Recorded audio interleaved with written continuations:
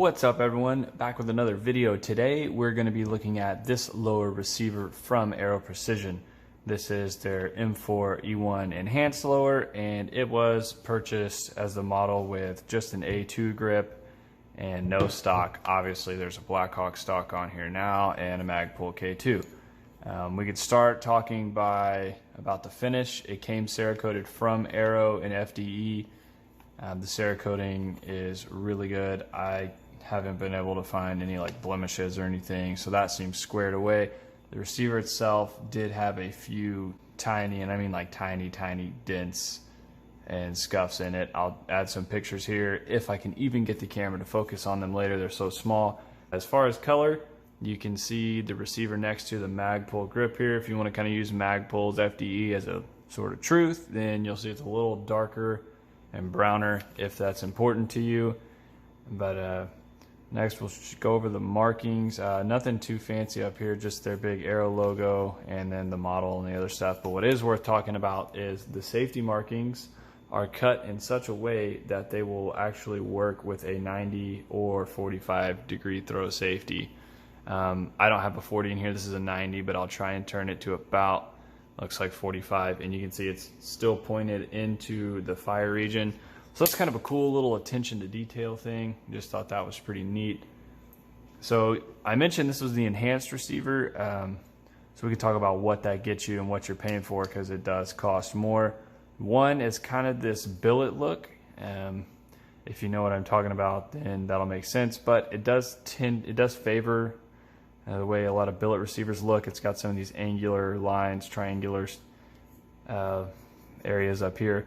It just kind of looks like a billet receiver. It's not. This is a forged 70-75 receiver, but if you like the billet look like I do, then that's kind of a plus. Also, the trigger guard is a built-in trigger guard with the enhanced one with holes cut out of it, presumably for lightning. And then another neat thing is the bolt release pin. Or roll pin that you would typically put in there, that's actually a screw, threaded screw, so you can just, instead of trying to get that pin in, if you've ever dinged a receiver here, I know I have, it can be a pain, but that makes it a lot easier. You just screw that little screw in instead of having to put a pin in place. That's pretty nice. It also has a flared magazine well. Their Gen 2 standard AR-15 lowers now have that as well. And then also in here, the next thing it had, the enhanced comes with, you'll get this screw in here. It's a nylon tip screw. You can adjust. You have to take the handguard off, or the pistol grip off. But what it does is it pushes up on the upper receiver and can take out any play that the two have. The Gen 2 standard lowers have that as well now, I'm pretty sure. Fitment between this has an Aero enhanced upper on it most of the time. If you've seen the SPR build video, the overview video, then you've already seen that. But the fitment is really good, very minimal play, and you can use that screw to take the play out if you want. When I tried to get that screw tight enough to where there was no play between the upper and lower, getting this pin out was so damn hard that I just loosened it back, because I'd rather be able to push this pin out with my fingers than have absolutely no play between the two.